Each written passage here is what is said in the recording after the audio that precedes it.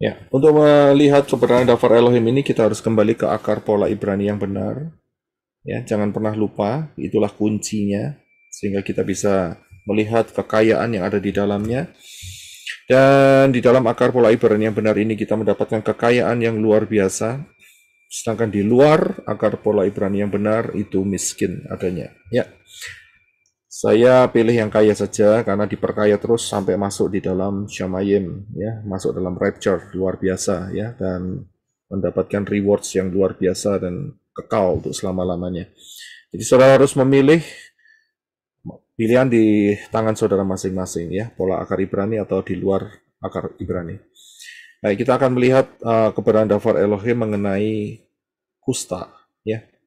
Saudara tahu penyakit ini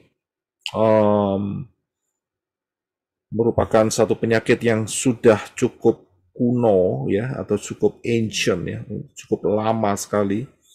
Dan kita juga di dalam daftar Elohim itu melihat beberapa kisah, yaitu orang-orang yang terkena kusta, ya, atau leprosy. Kusta ini kita lihat dari beberapa kisah yang ada di dalam Tanakh, yaitu pernah terjadi atau pernah menimpa di Miriam. Miriam saudara daripada Moshe dan Harun, ya, pernah kena juga di situ karena percekcokan mereka. Gara-gara mereka tidak terima, si Moshe mengambil atau kawin dengan satu orang perempuan daripada suku Ethiopia, ya, dari kebangsaannya Ethiopia. Dan mereka nggak suka dan akhirnya mereka komplain, mereka menyombongkan diri, dan akhirnya Bapak Yahweh sendirilah yang membela Moshe. Apa yang terjadi? Miriam kena kusta selama 7 hari, saudara. Ya, kena kusta. Dan Harun tidak kena karena dia mengenakan yaitu yang namanya efod. Ya, itu di situ adalah jubah atau baju khusus, ya, untuk imam besar. Jadi dia terhindar saat itu. Tapi Miriam kena kusta. Kemudian kita bisa melihat lagi ada kusta yang diderita oleh Naaman, ya, tidak asing lagi, dan saudara sudah tahu kisah mengenai Naaman, ya, dia disembuhkan dengan cara mujizat, yaitu berendam di Sungai Yordan. Letaknya di mana tempatnya? Siapa yang tahu? Siapa yang tahu posisinya berendamnya di mana untuk mendapatkan kesembuhan? Ben Betabara. apakah Ben Abara? Ya, puji Bapak Yahweh, luar biasa, ya. Kita uh, diberi perlengkapan Bapak Yahweh yang betul-betul dahsyat, ya, sehingga kita bisa tahu di Beth Avara, disitulah Naaman yang sudah penyakit kusta dan disembuhkan dengan mencelupkan tubuhnya menyelam mandi, ya, 7 kali, saudara, ya, 7 kali. Bukan satu kebetulan, ada pola angka 7, ya. Pola angka 7 itu berlaku lagi. Ini polanya Bapak Yahweh dahsyat. Berarti kalau dia membenamkan atau mandi selama 7 kali, berarti dia keluar itu adalah yang ke-8 buat dia. Satu peristiwa new beginning, permulaan yang baru, ya, karena dia mentaati apa yang dikatakan oleh Bapak Yahweh, padahal pertamanya dia menyangkal atau dia milih, ya, di daerah Damsyik itu sungainya lebih bersih gitu, ya, lebih jernih, nggak seperti yang ada di daerah Israel, udah butek, kotor, ya, banyak yang mengapung-mengapung itu mungkin, ya. Jadi dia agak komplain sedikit saat itu.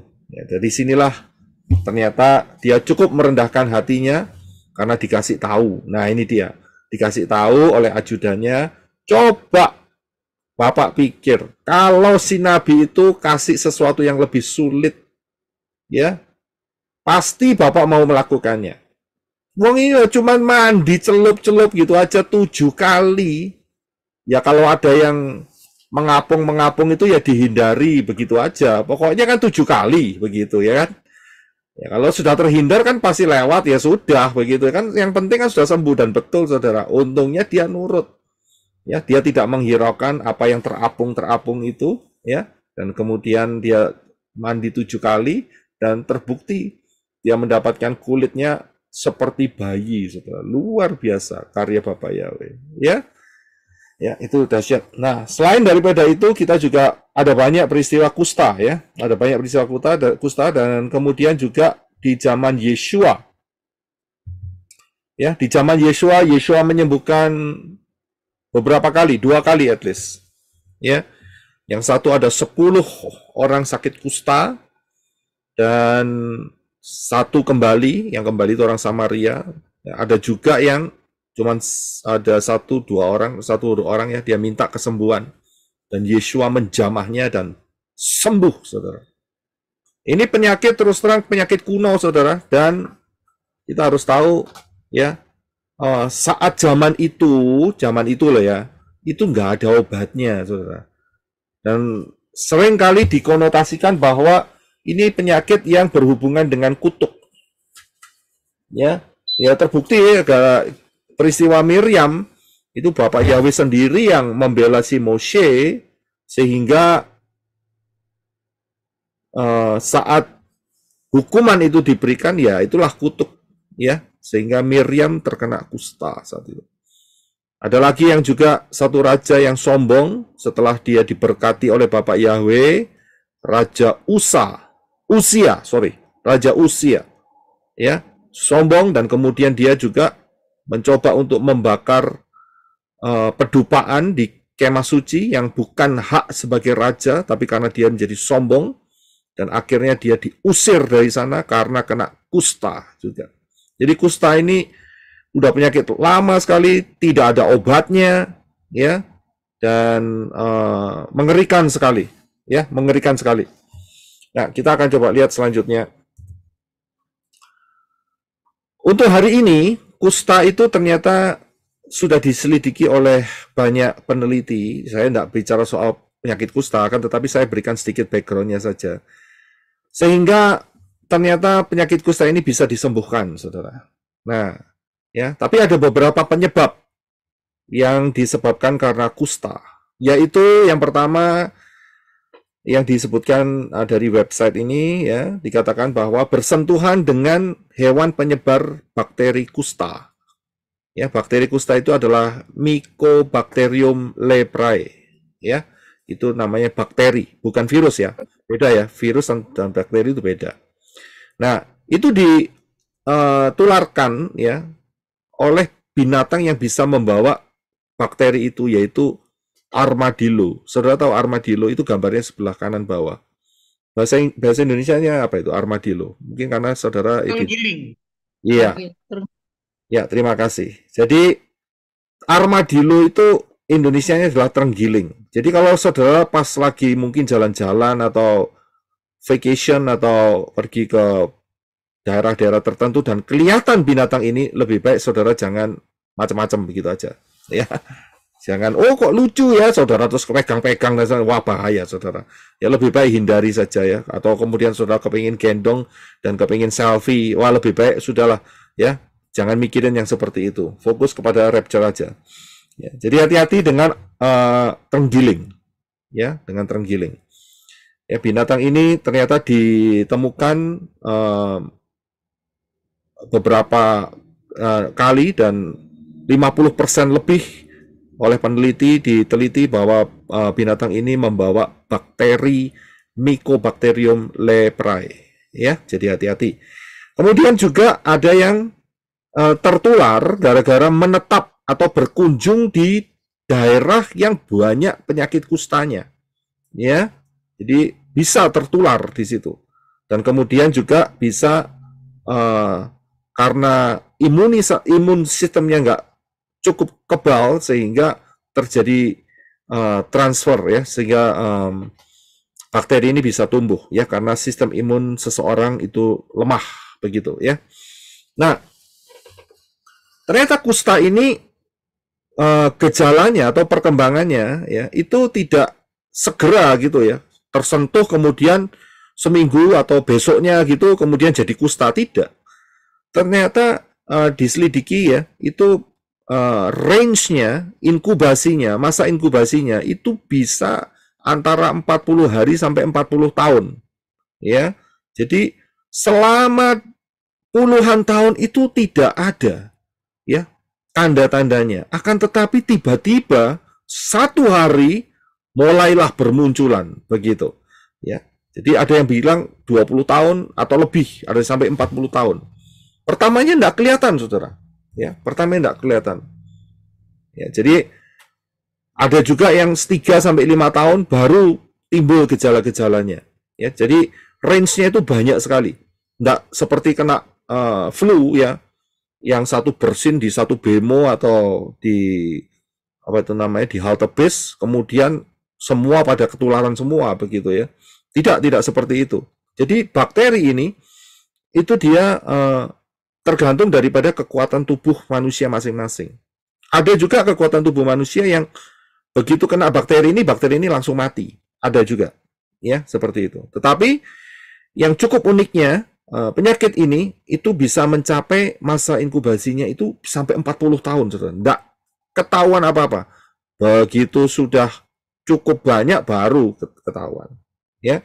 Dan setelah itu, selain daripada itu, terjadi kerusakan syaraf.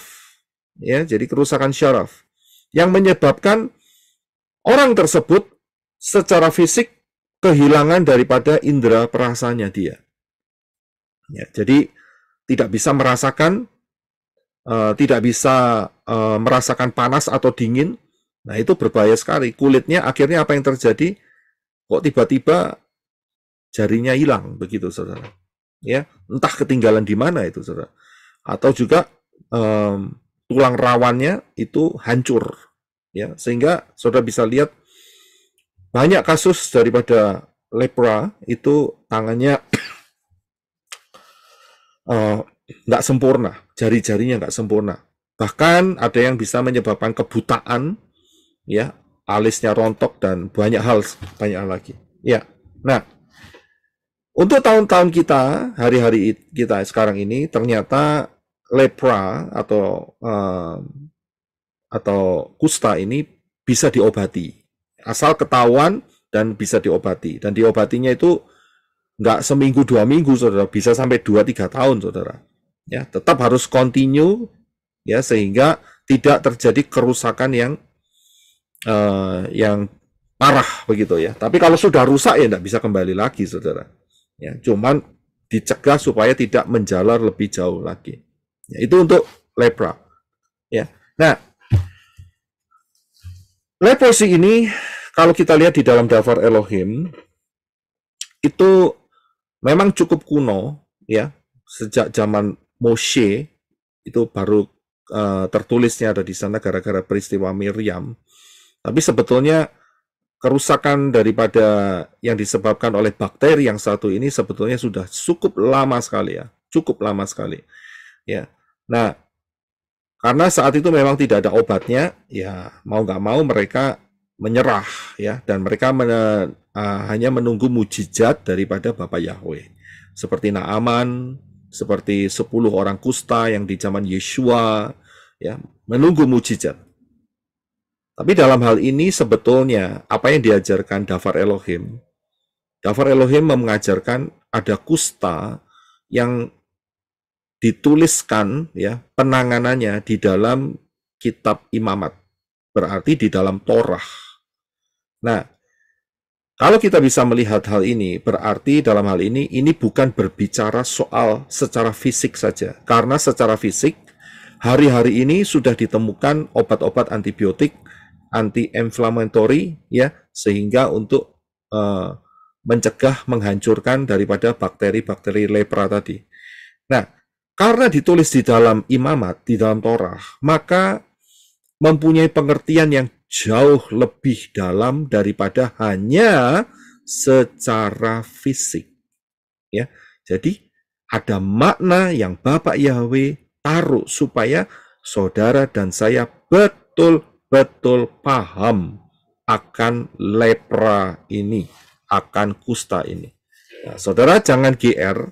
Kalau saudara mempunyai atau yang di luar sana, ya, kalau saudara sudah jadi manusia-manusia Elohim, saya nggak terlalu khawatir. Saudara luar biasa di hadapan Bapak Yahweh, ya. Saudara punya cahaya yang luar biasa. Tetapi yang di luar sana, ya, yang kalau saudara mendengar channel ini, pengajaran ini hari ini, ya, dan saudara memiliki paras yang ganteng dan cantik, jangan pede, jangan GR.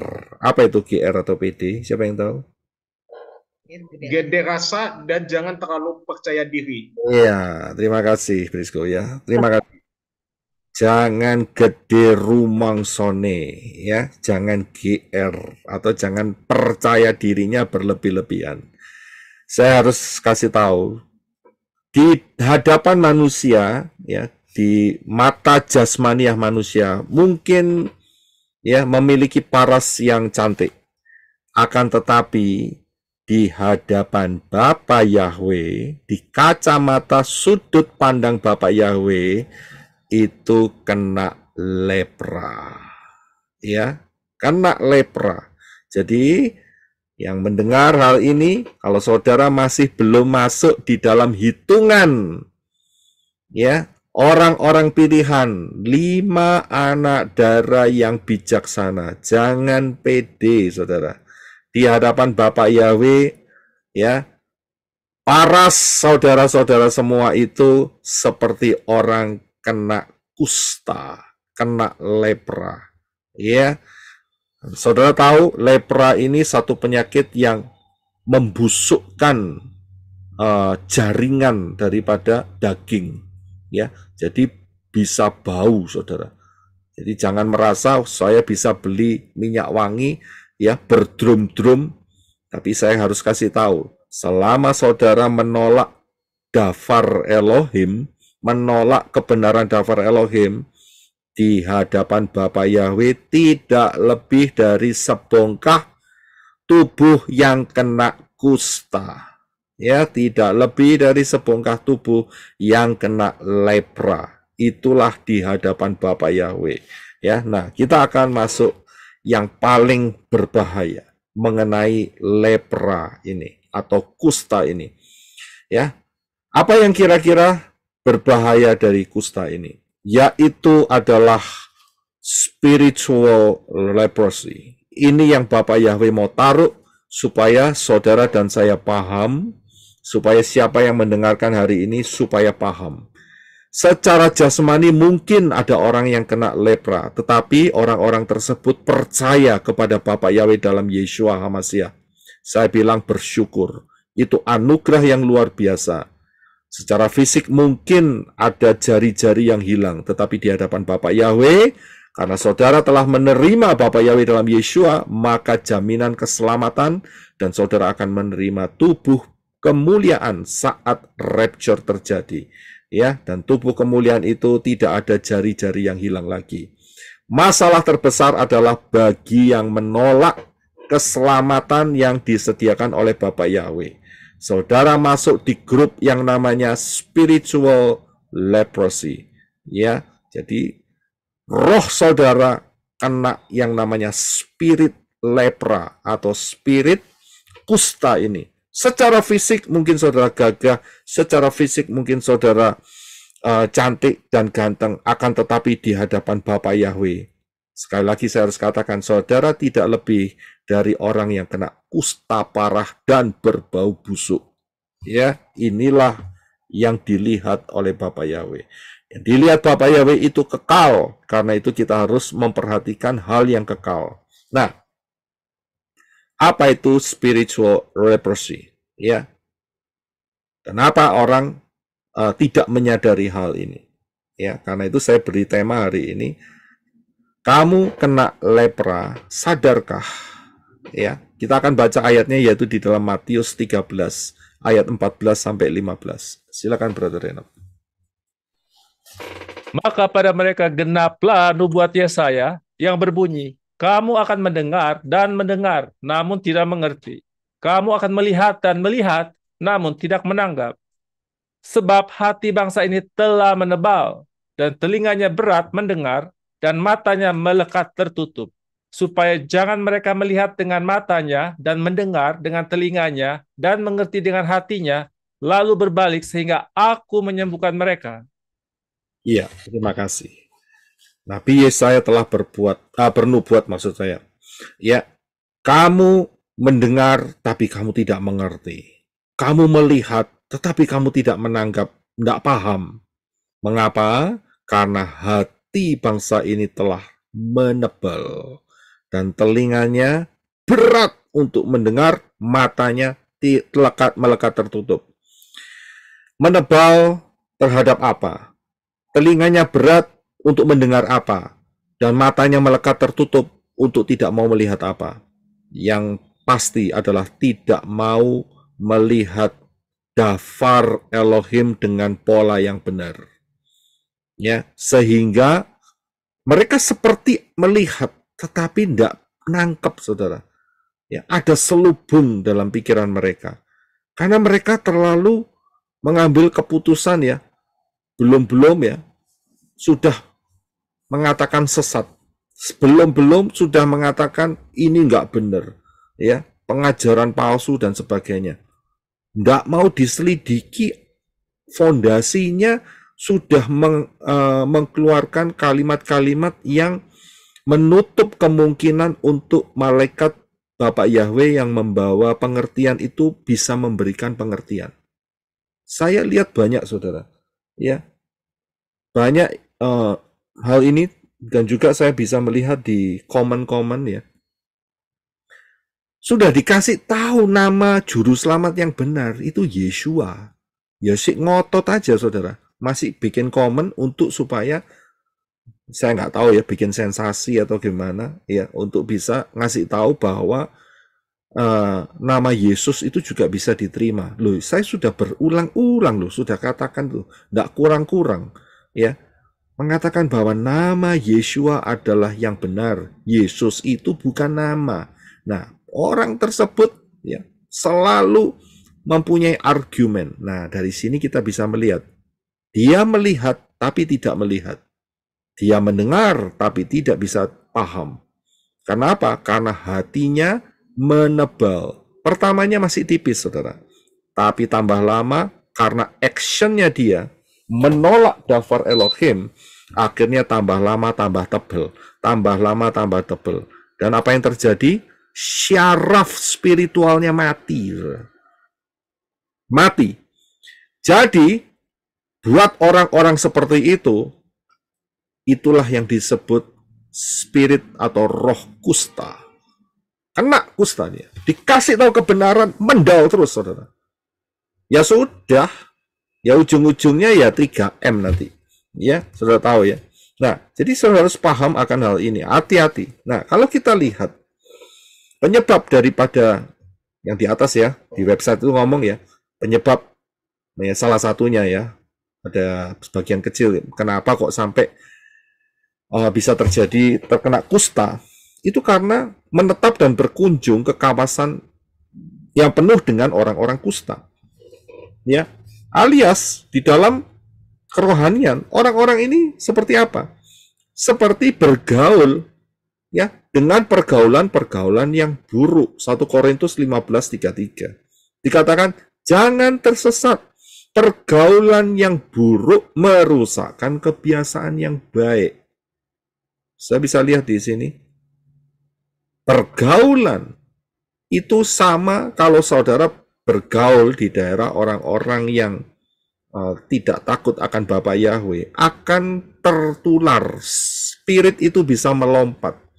Ya, lompatan-lompatan atau transfer spirit itu betul-betul ada, saudara. Jadi hati-hati dengan siapa saudara bergaul, ya, dengan siapa saudara tukar pikiran, ya. Nah, kalau saudara bergaulnya dengan orang-orang yang menentang Bapak Yahweh, ya lama-lama saudara akan terhanyut dengan mereka. Nah, inilah kategori daripada pergaulan yang buruk yang dapat merusakkan kebiasaan yang baik. Ya, tubuh manusia yang baik saja begitu kena yang namanya bakteri daripada lepra, Ya, dia nggak terasa, sudah nggak terasa. Kan tadi di atas saya katakan bahwa masa inkubasinya itu bisa sampai 40 tahun, saudara. Dia nggak terasa. Tapi bakteri itu sudah ada di sana dan dia tidak menyadari kena kusta. Di satu titik itu seperti bom waktu. Tiba-tiba, loh, kenapa kok aku tidak bisa merasa lagi? Karena apa? Ya karena sudah terinfeksi. Saya bisa lihat, jadi hati-hati. Nah, ini di dalam zaman kita ini sangat terbuka sekali. Karena itu saudara harus hati-hati dengan pergaulan. Ya, kira-kira pergaulan ini bisa bicara apa saja? Mungkin saudara bisa beri masukan. Pergaulan ini apa saja kategorinya? Siapa yang mau coba untuk memberikan masukan? Kategori daripada pergaulan.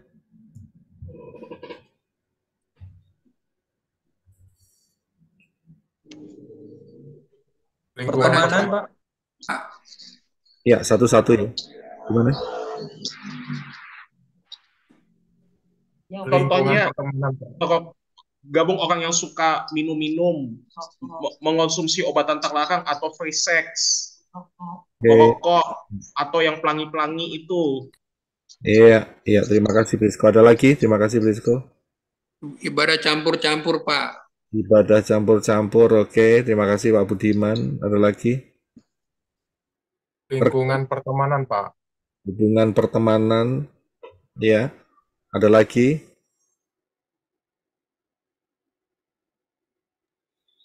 Ya, semua jawabannya benar. Ya. Bergaul dengan pencemooh. Juga pertemanan juga. Ya, jadi ada level-levelnya. Secara fisik levelnya ya seperti yang dikatakan oleh Saudara Brisco tadi, yaitu dengan obat-obatan, dengan perzinahan, percabulan, dengan barang-barang adiktif dan sebagainya. Ya, secara komunitas itu juga disebut pergaulan. Ya. Yang disebut sama Bro Adi tadi, pertemanan sama Sister Helena tadi. Kemudian bukan cuma sampai di situ. Pergaulan di mana? Secara spiritual. Yang disebut di Pak Budiman tadi. Bisa lihat, secara spiritual siapa yang saudara dengarkan? Pengajaran yang bagaimana yang saudara terima? Pengajaran yang kacau balau? Pengajaran yang asal potong? Pengajaran yang keluar konsep? Atau pengajaran yang bagaimana yang saudara dengarkan? Saya bisa lihat, atau cuma cari yang lucu-lucu saja, ada loh. Dunia ini penuh loh. Ada yang lucu, ada yang suka dongeng, ada yang suka ngibul, ya. Wah, penuh saudara. Ya, ada yang suka model kayak Lodruk, ya. Ya, terus ada yang suka ketoprak, macam-macam, wayangan, ya ada semua saudara. Lengkap, ya. Tapi itulah yang namanya dunia. Dunia menawarkan itu semua, tapi masalahnya saudara yang harus menentukan mana yang menjadi pergaulan secara spiritual saudara. Ingat loh, karena ini akan menentukan sampai kekekalan. Salah langkah berarti salah destiny. Jelas kan? Salah langkah, ya saudara jangan mengharapkan masuk di Syamayim yang benar, begitu loh. Ya kan? Ya salah juga Syamayimnya. Ya, saya tahu kalau nggak ada Samayim lagi ya cuma satu-satunya milik Bapak Yahweh, ya itu orang tersebut akan masuk di dalam Syamayim tipu-tipuan, begitu, ya kan? Jadi hati-hati. Jadi pergaulan ini bukan cuma secara fisik, secara kejiwaan, tapi juga secara spiritual. Ini kita harus jaga-jaga. Siapa yang akan saudara lihat, saudara cari, ya? Ini harus benar-benar teliti, jangan sampai terjerumus. Ya, banyak yang mengatakan, wah, kalau dengarkan dari pembicara ini enak Pak, lucu, ya nggak ngantuk dan sebagainya. Akan tetapi setelah itu ditanyain, kamu dapat apa di sana? Nggak tahu, yang penting ketawa. Nah, ya kan? Jadi kan bingung. Nah, ini yang diambil ini kebenarannya atau tertawanya, begitu loh. Ya, jadi itulah Dan itu sudah dituliskan oleh Rabi Saul. Banyak orang zaman akhir ini suka sekali telinganya mendengar pengajaran-pengajaran yang mengenakkan dirinya sendiri. Ya, Rabi Saul sudah mengatakan hal itu. Ya. Dan itu berbahaya sekali. Rabi Saul berkata, aku bawa daftar Elohim yang benar. Tetapi ada banyak serigala berbulu kucing, berbulu domba, berbulu onta, berbulu sapi, itu akan menyerang kamu. Ya, jadi harus hati-hati. Siapa yang saudara dengarkan? Ya, saudara harus tahu dasar fondasinya. Karena itu saudara harus cepat-cepat jadi dewasa di dalam kebenaran daftar Elohim. Ya, berjalan penuh dan dipimpin oleh Ruah Yahweh Elohim. Ini penting sekali. Ya, jadi hati-hati dengan pergaulan. Nah, saya perhatikan ya bahwa ciri-ciri leprosy ini terjadi kerusakan syaraf. Ya, sehingga kehilangan indera perasa, nggak bisa merasa lagi, tidak bisa merasa sakit saat terluka, terbakar, ya, itu nggak bisa merasa lagi. Kayak Superman, saudara, kayak, ya. Wah, menter begitu ya. Bisa menghadapin segala situasi, tetapi ujung-ujungnya apa? Loh kok jarinya ketinggalan? Loh kok hidungnya hilang? Begitu, ya. Loh kok dagingnya sudah mulai merotol ya, atau terhilang satu persatu. Mengapa terjadi seperti itu? Karena sebetulnya syarafnya sudah tidak berfungsi lagi. Ya, syaraf rohani juga tidak berfungsi bagi orang-orang yang terkena spirit kusta. Jadi spirit kusta ini bukan cuma bicara soal fisik. Kalau soal secara fisik, ya nggak akan banyak fungsinya. Karena apa? Hari ini sudah ditemukan obatnya. Tetapi Bapak Yahweh taruh masalah kusta ini di kitab imamat supaya kita hati-hati. Supaya kita berjaga-jaga terhadap ancaman daripada efek daripada spirit kusta ini. Sudah dikasih tahu ya dengan pengajaran yang luar biasa yang mengatakan bahwa Yeshua HaMasyiah itu tidak sama dengan Yesus Kristus. Ngotot, berarti orang tersebut kena kusta.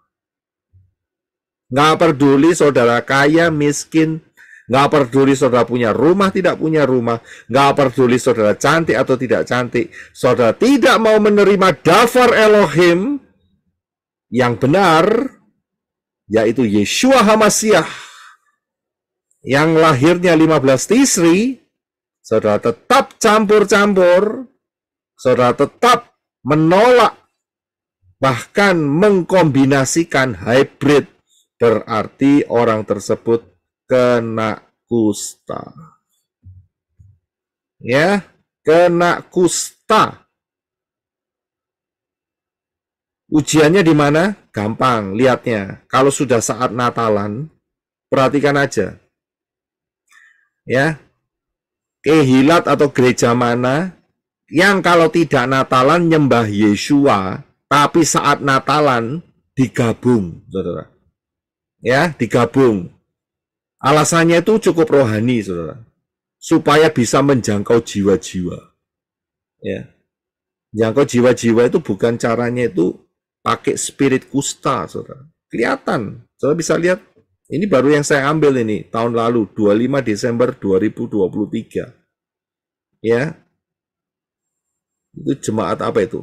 Kehilat lagi. Pakai kata kehilat Jakarta lagi. Jakarta Pusat. Iya kan? Tapi saya lihat di situ ada kata Yeshua. Dan ada orang Majus dari timur. Orang Majus dari timur itu datang kepada Yeshua itu enggak saat 25 Desember. Yeshua sudah umurnya sekitar 2 tahun, saudara. Ini ngawurnya setengah mati. Kemudian ditambahin dengan ornamen-ornamen, ya, dewa-dewa matahari dengan bulatan-bulatan sebelah kanan atas. Tapi alasannya cukup rohani dan cukup untuk supaya bisa diterima, yaitu kasih bersaudara, ibadah Natal. saya bisa lihat ini kusta, ini lepra. Ya, di hadapan Bapak Yahweh tidak diperhitungkan. Mengapa? Ya karena Bapak Yahweh kan sudah bilang bahwa dia tidak mau ada ilah-ilah lain di hadapannya. Lah kok ya dicampur? Ya kan? Ini dia. Saya nggak tahu ini syarafnya itu masih menyala atau tidak. Ya, tapi saya lihat beberapa tahun ini tetap aja dilakukan, nggak sadar-sadar itu. Nanti kalau Natalnya selesai, ya kembali lagi Yahweh Yeshua, ya Yahweh di dalam Yeshua. Wah, nyebarin terus. Begitu kena Natal, keluar lagi, kelihatan kustanya, saudara. Ya, lepra ini. Inilah hasil karena apa? Karena punya moto. Ya, motonya saya yakin saudara sudah tahu. Ya, yang belum tahu saya kasih tahu sekarang. Motonya adalah Yeshua yang di Indonesia lebih dikenal dengan Yesus Kristus. Itu moto kusta. Itu moto leprosy. Ya, jadi paham ya. Kalau saudara mendengar hal ini, jangan tersinggung. Bertobat itu jauh lebih baik. Kalau saudara tersinggung, berarti ada kusta juga, sama saja. Ya, kemudian di mana lagi? Ya, kategori kusta. Tadi dikatakan bahwa addiction secara tubuh itu kusta. Ya, itu menghambat, itu menghancurkan. Oh, nggak apa-apa, Pak, sekali aja. Sekali ada dua, ada tiga, ada 10, ada 100, ada 100, ada 1000, berulang-ulang. Lama-lama, oh nggak apa-apa kok, saya tetap bisa merasakan hadirat daripada Elohim dengan melakukan addiction ini. Saya bilang, kena kusta. Kena kusta. Lepaskan. Ya, anak-anak Bapak Yahweh tidak boleh terikat karena sudah dilepaskan oleh ruah Yahweh Elohim. Ya, karena ada Yobel rohani, yaitu 50 Shavuot, harus terlepas dari hal-hal addiction. Ya, kenapa? Karena ini kusta. Ya, berat loh di hadapan Bapak Yahweh. Saudara masih sudah baptisan pembaharuan, Bapaknya bilang, kamu ada bakteri kusta dan kamu kena kusta. Ya. Jadi, bagaimana caranya? Nanti kita akan lihat di bagian akhir. Saya harus kasih tahu, addiction itu kusta. Nah, kalau kurang gizi bagaimana, Pak? Kalau kurang gizi, ya, ini kandidat kusta. Saudara tahu ya, kenapa kok kurang gizi? Ya, kenapa kurang gizi? Setahun sekali, Makan Pak. darah, makan daging dan minum darahnya sekali-sekali, Pak. Ya jarang-jarang makannya, ya, nggak kontinu, nggak konstan, ya, apalagi cuman setahun sekali, ya. Ini kandidat, saudara, ya, kandidat kusta. Jadi saudara hati-hati, mau jadi kandidat 5 anak darah yang bijaksana atau kandidat kusta. Itu pilihan masing-masing. Kalau mau jadi kandidat atau bukan kandidat, mau tetap masuk di dalam 5 anak darah yang bijaksana, ya harus sehat, begitu loh. Harus dipelihara, harus ada maintenance, harus sehat, ya, senantiasa. Supaya apa? Supaya bakteri-bakteri ini tidak merongrong, menempel di tubuh rohani daripada orang-orang tersebut. Karena bakteri ini dari setan. Akhirnya apa? Kusta. Dan saya kasih tahu, kusta ini, ya, ini dia, ya, ayatnya, yaitu di dalam Imamat 13 ayat 45 sampai 46. Imamat 13 45 sampai 46. Silakan Brother Henok untuk baca. Terima kasih. Dan yang terkena kusta, yang padanya ada tanda penyakit itu, ia harus mengoyakkan pakaiannya, dan ia harus berselubung hingga bagian atas bibirnya, dan haruslah kepalanya digundul, dan ia harus berseru, najis, najis. Selama hari-hari ketika tanda penyakit itu ada padanya, ia benar-benar menjadi najis. ia harus tinggal di pengasingan dan tempat tinggalnya ada di luar perkemahan. Terima kasih. Saudara bisa lihat ayat ini. Orang-orang kusta itu tempatnya tidak boleh ada di perkemahan orang Israel. Perkemahan orang Israel itu kudus. Orang-orang yang kusta itu harus diasingkan, harus keluar.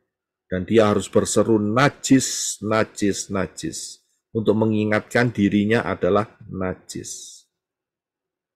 Tapi memang sayangnya, ya, spirit kusta ini tidak terdeteksi. Ya, seperti masa inkubasinya, yaitu 40 hari sampai 40 tahun baru muncul. Ya, kalau lemah kondisinya bisa 40 hari. Kalau kuat kondisinya bisa sampai 40 tahun. Sayangnya di situ. Tapi merusak pelan-pelan, tidak terasa. Kalau yang dilakukan itu salah. Itu bahaya sekali. Sangat-sangat berbahaya sekali. Sehingga saat dia sadar dia kusta, akhirnya dia terhilang. Di hadapan Bapak Yahweh secara spiritual bisa menilai kita. Bisa menilai saudara. Ya, langsung bisa lihat kusta atau tidak kusta. Dan inilah ketetapannya. Ia harus tinggal di pengasingan. Tidak boleh di keluarganya. Tidak boleh di kota-kota Israel. Nggak boleh. Nggak boleh di kerumunan orang-orang yang sehat. Tempat tinggalnya ada di luar perkemahan. Saudara tahu di luar perkemahan itu di mana? Di mana kira-kira? Di luar perkemahan? Untuk gerbang, Di luar hadirat Bapak Yahweh. Di pelataran. Di pelataran? Di luar perkemahan loh. Gehenna, Pak, Gehenna. Ya. Di luar perkemahan itu, ya, adalah gampang ingatnya 3M. 3M yang kali ini beda dengan 3M yang kapan hari. 3M yang kali ini adalah mate, mampus, dan modiar. Inilah tempatnya orang-orang kusta. Tidak boleh orang kusta itu bercampur dengan orang yang sehat. Jadi hati-hati ya. Bapak Yahweh itu luar biasa loh. Dia kasih cara untuk berbicara melalui penyakit. Sebetulnya yang dilakukan Bapak Yahweh itu adalah memberikan contoh secara fisik sehingga kita bisa mengenalnya secara spiritual. Saudara sendiri yang harus mengkoreksi diri saudara sendiri. Apakah saudara kena kusta atau tidak? Kalau kena kusta, segeralah bertobat. Jangan lama-lama. Loh kok ya mau seneng gitu loh. Nek mambune buasin gitu loh. Ngerti maksudnya? Ya kok ya mau kalau baunya itu bau busuk. Ya, kusta itu baunya busuk. Ya, karena apa? Karena syarafnya tidak terasa sehingga tangannya, kakinya, hidungnya menyentuh panas, menyentuh dingin, akhirnya membusuk, saudara. Nggak terasa. Ya, daging busuk. Tapi berjalan, hidup. Nah, ini dia, saudara. Saya bisa lihat, masih hidup, tapi sudah busuk. Coba saudara pikirkan. Jangan sampai ini menjadi kriteria yang Bapak Yahweh lihat buat hidup saudara. Di atas saya sudah katakan, ada karena pergaulan. Ada karena editif. Ada karena menerima pengajaran-pengajaran yang tidak sehat. Itu kusta. Ya, dan ujungnya adalah mate, mampus, modiar. 3M. Kalau saudara tidak kepingin masuk ke 3M, segeralah untuk sujud seperti orang kusta yang datang kepada Yeshua. Saat zaman Yeshua itu banyak loh yang kusta. Tapi orang ini bisa melihat. Ya, orang ini bisa menyadari, aku kena kusta, aku mau sembuh. Aku datang kepada Yeshua. Dan di Yeshua sembuhkan loh. Yesua nggak pernah nolak loh. Salah, enggak loh. Ya, kan kamu najis, tidak loh. Yesua tambah menjamahnya.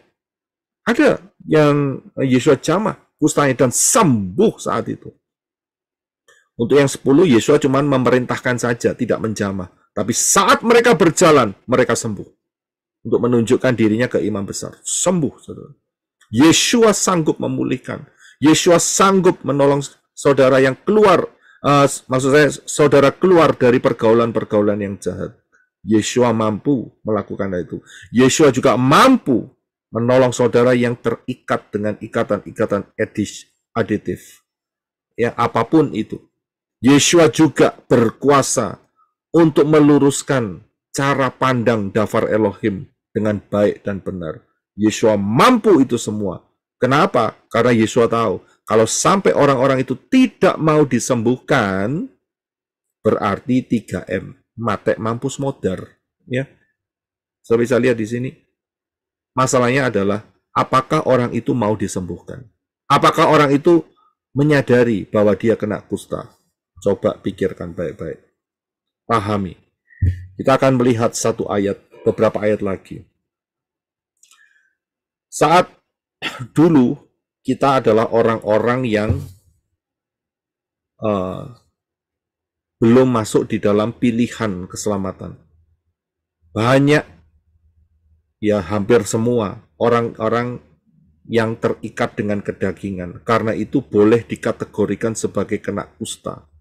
Nah, kalau saudara lihat nanti di dalam Imamat 14, besok akan saya berikan secara spesifiknya ya. Tapi hari ini kita akan mengadakan anointing ya.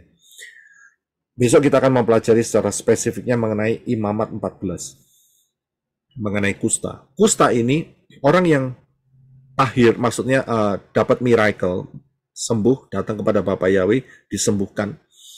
Dan kemudian ada caranya, yaitu yang pertama harus bawa korban, yaitu domba, jantan, dan kemudian disembelih, dan darahnya itu diletakkan atau dibubuhkan di cuping. Saudara tahu cuping ya? Cuping telinga kanan, kemudian ibu jari kanan, dan ibu jari kaki kanan. Silakan baca terlebih dahulu, Dr. Henok, Imamat 14:14. Imam harus mengambil sedikit dari darah tebusan salah itu dan harus membubuhnya pada cuping telinga kanan dari orang yang akan ditahirkan dan pada ibu jari tangan kanan dan pada ibu jari kaki kanannya. Terima kasih. Saya bisa lihat. Kalau dulu, zaman sebelum Yesua adalah darah domba. Tapi ingat, kita sudah dalam posisi sesudah kematian, kebangkitan, dan Yesua naik ke Syamayim. Karena itu darahnya, kita tidak boleh pakai darah domba atau darah binatang lagi. Yang ada adalah darah Yesua. Darah Yesua itu hidup, kromosomnya 24, dan sampai detik ini hidup, namanya darah hidup itu bergerak. Ya, karena itu darah Yesua, saat saudara minta ampun, percaya kepada Yesua, maka darah Yesua itu bergerak dalam kehidupan saudara. Ya, untuk darah itu Yesua yang ngurusi. Tetapi uniknya, untuk orang kusta bukan cuma darah yang dibutuhkan untuk dioleskan atau dibubuhkan kepada cuping telinga kanan, ibu jari tangan kanan, dan ibu jari kaki kanan. Selain darah, juga dioleskan yaitu minyak. Ya, ayatnya di mana? Di dalam Imamat 14, 17, 25, 28, dan 29. Bisa minta tolong untuk Brother Henok untuk membacanya terlebih dahulu. Imamat 14 ayat 17. Dari minyak selebihnya, imam harus membubuh sedikit pada cuping telinga kanan orang itu, pada ibu jari tangan kanannya, dan pada ibu jari kaki kanannya, di tempat mana darah tebusan salah dibubuhkan. 25. Ia harus menyembelih domba tebusan salah, dan imam harus mengambil sedikit dari darah tebusan salah itu, dan membubuhnya pada cuping telinga kanan orang itu, dan pada ibu jari tangan kanan, dan ibu jari kaki kanannya. 28. Kemudian imam harus membubuh sedikit dari minyak itu pada cuping telinga kanan dari orang yang akan ditahirkan, pada ibu jari tangan kanannya dan pada ibu jari kaki kanannya, di tempat mana dibubuhi darah tebusan salah itu. 29. Dan minyak selebihnya haruslah dibubuhnya pada kepala orang yang akan ditahirkan, supaya diadakan pendamaian bagi orang itu di hadapan Yahweh. Haleluya, terima kasih. Saudara bisa lihat ayat-ayat ini. Untuk orang kusta, maka ada dua elemen yang dipakai, yaitu darah dan minyak. Ya, darah dan minyak. Kita akan lihat besok lebih detail, tapi hari ini saya yakin saudara ada yang baru untuk menerima kebenaran Dafar Elohim ini. Untuk darah, Yeshua yang melakukan. Untuk minyak, elemen ini kita bisa lakukan. Mengapa di cuping kanan, telinga kanan, telinga itu harus diurapi supaya tidak mendengar pengajaran-pengajaran busuk, saudara. Ya, pengajaran-pengajaran yang mengacaukan. Minta pengurapan Ruah Yahweh Elohim, apa yang saudara dengar itu baik dan benar adanya. Ya. Salah satu adalah mengenai dapat membedakan spirit. Saat pengajar itu mengajar, saudara akan dibisiki Ruah Yahweh Elohim. Ini ngawur. Ya sudah, kalau sudah kasih tahu ini ngawur, tinggalkan channel itu, saudara. Saudara bisa lihat, sudah nggak usah ikut lagi, gitu loh. Nah, sudah didengar. Tapi karena ada orang yang tidak diurapi telinganya, ya dimakan terus, akhirnya keracunan, saudara. 3M, mules, ya, murus, modiar. Nah itu dia, 3M-nya di situ, saudara. Tapi untuk saudara, saudara dikasih anugerah supaya telinga saudara diurapi. Ruah Yahweh Elohim yang akan mengaktifkan. Elemen ini kita bisa pakai, karena itu saya katakan di atas, sediakan minyak urapan. Karena Ruah Yahweh Elohim mendorong saya untuk melakukan hal ini. Kedepannya ada suatu hal yang lebih luar biasa, yaitu pendewasaan. Ini harus dilakukan terlebih dahulu. Untuk apa? Menghilangkan spirit-spirit leprosy tadi, saudara. Ya, jadi saudara harus diurapi telinganya. Kedua, bagian ibu jari tangan kanan. Ibu jari tangan kanan juga harus diurapi. Ini berbicara mengenai tindakan saudara. Ya, tindakan pekerjaan saudara. Itu harus selaras dengan rencananya Bapak Yahweh. Sehingga ada pengurapan, disertai. Ya, bukan seenaknya sendiri. Ya, sehingga apa yang saudara kerjakan akan menghasilkan buah yang luar biasa dan mendatangkan rewards untuk saudara sendiri. Jadi ini kepentingannya buat untuk saudara sendiri. Yang ketiga adalah ibu jari kaki kanan. Ini bicara mengenai apa? Supaya jalan saudara dipimpin dan dipenuhi dulu, baru dipimpin oleh Ruah Yahweh Elohim. Ada orang yang dipenuhi oleh Ruah Yahweh Elohim, tapi dablek, ya, cengkal, keras kepala, tegar tengkuk, tidak mau dipimpin. Ya, supaya kaki saudara yang melangkah di dalam langkah-langkah kehidupan ini dipimpin oleh Ruah Yahweh Elohim. Jadi harus diurapi. Dan yang terakhir adalah minyak selebihnya, ayat 29, harus dibubuhkan kepada kepala orang yang akan ditahirkan, sehingga terjadi pendamaian bagi orang itu di hadapan Yahweh. Saudara bisa lihat di sini betapa pentingnya elemen. Kita tidak meninggikan atau memuliakan minyak urapan, tidak. Akan tetapi Bapak Yahweh kasih cara gitu untuk berhubungan dengan tubuh jasmaniah kita dengan menggunakan elemen-elemen yang disahkan oleh Bapak Yahweh. Tidak ada salahnya. Saudara jangan mendewa-dewakan minyak urapan loh. Minyak urapan buat tinggikan ya, terus kemudian disembah-sembah. Itu ngawur, salah. Itu hanya elemen saja. Tetapi elemen itu membantu saudara. Nggak percaya?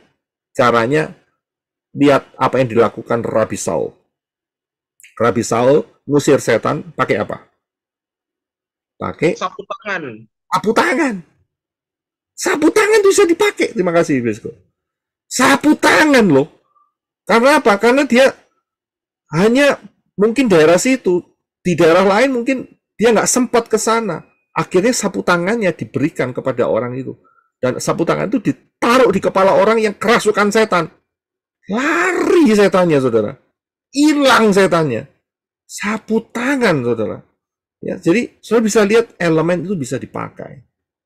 Ya, tapi itu sebagai cara awal. Setelah itu orang itu harus didewasakan. Saudara paham ya?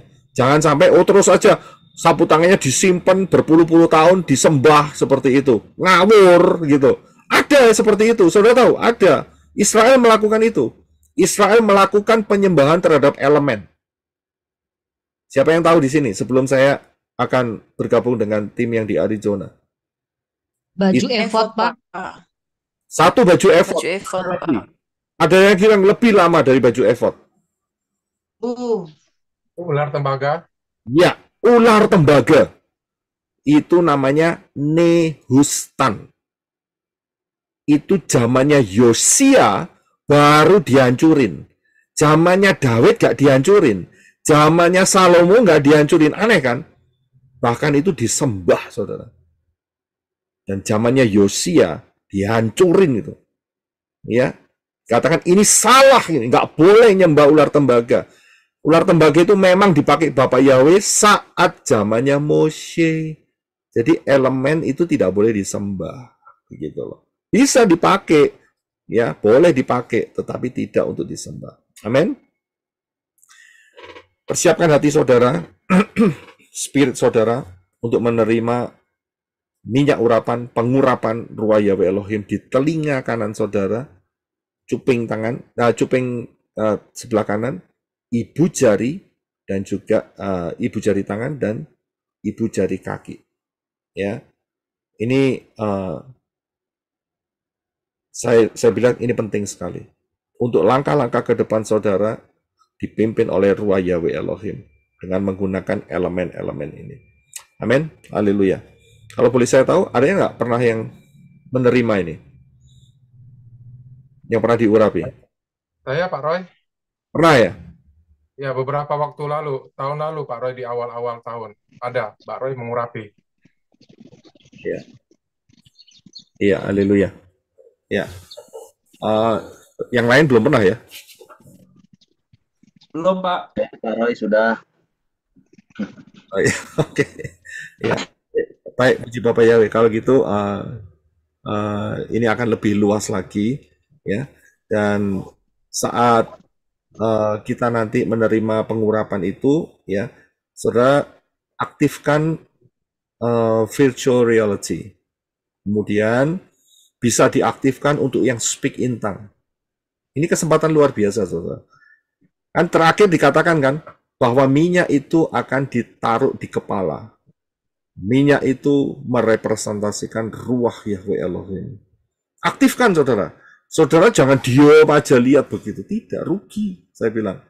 Ini timing. Kita bicara soal timing. Ya, saya yakin Ruach Yahweh Elohim akan menyambar saudara. Speak in tongue. Ya, saya sudah ajarkan ya sesuai dengan daftar Elohim.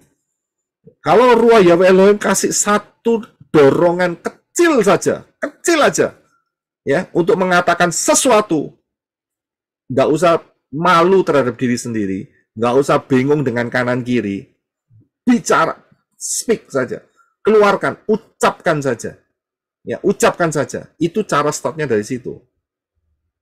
Ya, Yeshua mengatakan iman tuh nggak untuk memindahkan gunung, ya, itu nggak butuh iman segede biji duren, enggak, tapi biji kecil sekali, biji sesawi. Itu bisa memindahkan. Itu saja sudah bergerak, saudara. Saya bisa lihat, jadi nggak usah banyak-banyak, asal saudara taat. Nah, inilah namanya latihan ketaatan. Latihan ketaatan saudara itu diawali dari dipegang lidah saudara loh. Lidahmu itu dipegang. Ya, dipegang sama Ruach Yahweh Elohim. Kenapa? Di dalam Yakobus dikatakan, mati hidup itu ditentukan oleh lidah. Matius 12:36. Dengan perkataanmu engkau akan dibenarkan, dengan perkataanmu juga engkau akan dipersalahkan. Saudara bisa lihat, karena itu Ruah Yahweh Elohim memegang lidah saudara terlebih dahulu. Ya, Yakobus mengatakan lidah itu seperti kemudi. Kapal sebegitu gede, kemudinya kecil. Bisa dipindahkan begitu rupa. Itu dia alasannya. Jadi Ruah Yahweh Elohim akan bekerja di dalam kehidupan saudara, kapal kehidupan saudara mulai dari lidah saudara. Karena itu pentingnya speak in tongue. Speak in tongue itu penting. Amin. Siapkan hati saudara, pikiran saudara, konsentrasi untuk menerima lawatan Ruah Yahweh Elohim. Haleluya. Saya akan bergabung dengan tim yang di Arizona. Puji Bapak Yahweh.